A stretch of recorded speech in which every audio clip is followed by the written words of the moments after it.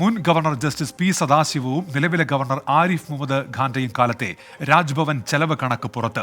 P Sadasivam ഗവർണറായിരുന്ന കാലത്ത് യാത്രാപ്പടി ഉൾപ്പെടെയുള്ള രാജ്ഭവൻ ചെലവ് 33,27,66,834 രൂപയാണ്. അതേസമയം ആരിഫ് മുഹമ്മദ് ഖാൻ ഗവർണർ പദവിയിലിരിക്കെ 4 വർഷം കൊണ്ട് രാജ്ഭവൻ ചെലവഴിച്ചത് 44,87,00,000 രൂപയാണ്. രാജ്ഭവനിൽ നിന്നുള്ള വിവരാവകാശ മറുപടി 24 ലഭിച്ചു. 24 എക്സ്ക്ലൂസീവ്.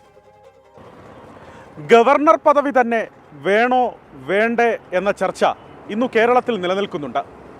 ഗവർണർ പദവി ഒരു കൊളോണിയൽ ശേഷിപ്പെന്ന് വിമർശിക്കുന്നവർ ഉയർത്തിക്കാട്ടുന്ന പ്രധാനപ്പെട്ട വാദങ്ങളിലൊന്ന് സംസ്ഥാന സർക്കാരുകൾ രാജ്ഭവനായി ചെലവഴിക്കുന്ന ഭീമമായ തുക ചുറ്റിപ്പറ്റിയാണ്. സർക്കാരിൻ്റെ ധൂർത്തിനെ പറ്റി എപ്പോഴും വാചാലനാകുന്ന ഗവർണർ ആരിഫ് മുഹമ്മദ് ഖാൻ്റെ 4 വർഷത്തെ രാജ്ഭവൻ ചിലവ് 45 കോടി രൂപയാണ്. മുൻ ഗവർണറുടെ 5 വർഷത്തെ രാജ്ഭവൻ ചെലവിനേക്കാൾ 11.5 കോടി രൂപ കൂടുതൽ. വിമാനയാത്ര ഉൾപ്പെടെയുള്ള ഗവർണറുടെ യാത്രാപ്പടി, ജീവനക്കാരുടെ ശമ്പളം, ഓഫീസ് ചെലവ്, കെട്ടിടങ്ങളുടെയും വാഹനങ്ങളുടെയും അറ്റകുറ്റപ്പണി, സ്റ്റേഷനറി, ഗവർണറുടെ ദാനം, മറ്റു ചെലവുകൾ എന്നിങ്ങനെയാണ് രാജ്ഭവന്റെ ചെലവ് കണക്കാക്കുന്നത്.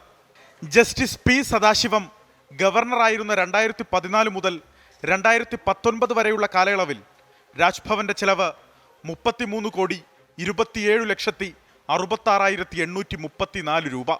ഓരോ സാമ്പത്തിക വർഷത്തെ കണക്കും പ്രത്യേകം ലഭ്യമാണ്. ഇക്കാലയളവിൽ യാത്രാപ്പടി ഇനത്തിലെ ചെലവ് 1,04,76,616 രൂപ. 2015 മുതൽ 2019 വരെ ഗവർണർ ദാനം നൽകിയത് 19,53,000 രൂപ. സംസ്ഥാന ഗവർണർ പദവിയിൽ ആരിഫ് മുഹമ്മദ് ഖാൻ നിയമിതനാകുന്നത് 2019. 2019-2020 സാമ്പത്തിക വർഷം മുതൽ 2022-23 സാമ്പത്തിക വർഷം വരെ ഗവർണർ ആരിഫ് മുഹമ്മദ് ഖാന്റെ കാലത്തെ രാജ്ഭവൻ ചെലവ് 44,87,45,107 രൂപ. 2021-22, 2022-23 സാമ്പത്തിക വർഷങ്ങളിൽ പ്രതിവർഷ ചെലവ് 13.25 കോടിയിലേക്ക് ഉയർന്നു. 4 വർഷം യാത്രയ്ക്കായി ചെലവഴിച്ചത് 1,60,75,714 രൂപ. 2021-22 ഗവർണർക്ക് യാത്ര ചെയ്യുന്നതിനായി Mercedes Benz GL E class Raj Bhavan വാങ്ങി. ചെലവ് 85,12,575 രൂപ. ഗവർണറുടെ ദാനമിനത്തിൽ 4 വർഷത്തെ ചെലവ് 71,99,500 രൂപ. 2021-22 2022-23 സാമ്പത്തിക വർഷത്തിലും 25 ലക്ഷം രൂപ വീതം ദാനമിനത്തിൽ ചെലവാക്കി. 2 ഗവർണർമാരുടെയും കണക്കുകൾ പരിശോധിക്കുമ്പോൾ ആരിഫ് മുഹമ്മദ് ഖാന്റെ ചെലവ് ധൂർത്തെന്ന് തന്നെ പറയേണ്ടി വരും. കേരള സർക്കാരിൻ്റെ പ്രവർത്തനങ്ങളെ ധൂർത്തെന്ന് ആക്ഷേപിക്കുന്ന ആരിഫ് മുഹമ്മദ് ഖാൻ തന്നെയാണ് യാത്രാപ്പടി ഇനത്തിലും രാജ്ഭവന്റെ മൊത്തം ചെലവിലും സദാശിവൻ ഗവർണറായിരുന്നപ്പോൾ ചെലവഴിച്ചതിനേക്കാൾ കൂടുതൽ തുക ചെലവഴിച്ചിരിക്കുന്നു.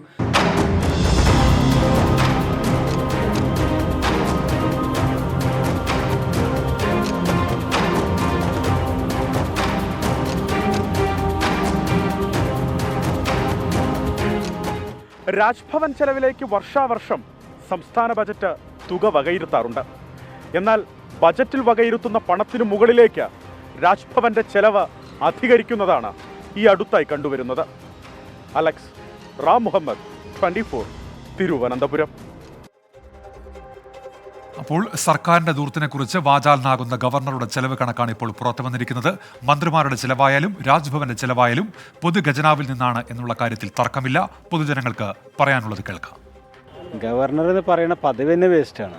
അതിന് ആവശ്യമില്ലാത്ത സാധനമാണ്. അതിലേക്ക് ഇപ്പം 45 കോടി, അതായത് എത്രയോ സംഖ്യയാണ് അയക്കും വേണ്ടി ഈ സർക്കാർ നമ്മളെ നികുതി പണം വേസ്റ്റ് ആക്കണത്. അത് അങ്ങനത്തെ ഒരു സംഗതിയെ വേണ്ടെന്നുള്ള അഭിപ്രായക്കാരനാണ്. ഗവർണറല്ലേ, ഗവർണറുടെ ചിലവ് വേണം, ഗവൺമെൻറ്റിന് ചിലവാണ്. അത് അവർ പറയണത് നമുക്കൊന്നും പറയാൻ പറ്റില്ലല്ലോ. ഗവർണർ ദൂർത്ത് കാണിച്ച് കണ്ട് പിന്നെ ഇത് കാണിച്ചു കൊടുക്കുകയാണ്. ദൂർത്ത് എന്താണെന്നില്ല കാണിച്ചു കൊടുത്തുകൊണ്ട് എന്നിട്ട് അത് അയാൾ മറ്റുള്ളവരെ കുറ്റപ്പെടുത്തി കാണിച്ചു പറയാണ്. ഗവർണർക്ക് ഒരിക്കലും ഈ സർക്കാരിനെ വിമർശിക്കാനുള്ള ഒരു അർഹതയില്ല. അദ്ദേഹം അത്രത്തോളം ദൂർത്താണ് ഈ ഗവർണറുടെ ഓഫീസുമായി ബന്ധപ്പെട്ട് നടക്കുന്നത്. ഗവർണർ എന്ന് പറയുന്ന ആൾ ചിലവ് ചുരുക്കിയിട്ട് മറ്റൊരാളെ വിമർശിക്കാൻ അവകാശമുണ്ട്. പക്ഷേ ഗവർണർ ചിലവ് ചുരുക്കാതെ മറ്റൊരാളുടെ ചിലവ് കൂടുതലാണെന്ന് പറയുമ്പോൾ അതിലൊരു അപാകതയില്ലേ? ആര് തെറ്റ് കാണിച്ചാലും തെറ്റ് തന്നെയാണ്. ഗവർണർക്ക് അവർക്കുള്ള ഫണ്ട് ഇന്ന് ചിലവാക്കുന്നതിന് നമുക്കൊന്നും പറയാനില്ല.